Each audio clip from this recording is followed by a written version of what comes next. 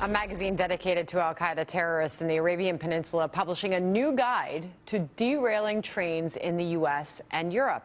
The new issue raising concerns on how safe commuter trains are for Americans. Jeff Block is live from Gary, Indiana. What are they threatening, Jeff?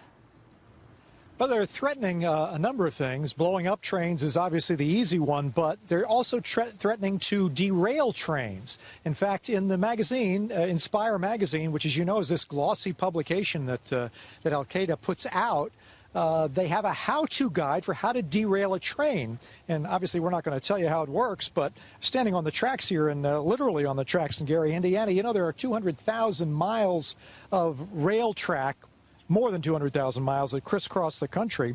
There is a device called a derailer that can sit on the track, and actually the railroads use them in case a train needs to be derailed for some reason, to be stopped if it's out of control.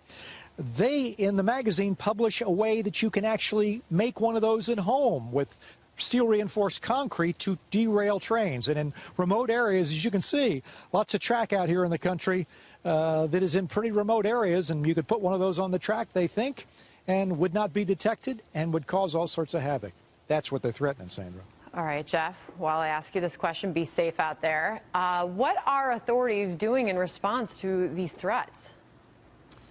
Well, the TSA was aware of the publication of Inspire ahead of it, and they put out a warning to rail police, transit police around the country to be on the lookout for these sorts of sabotage kind of things.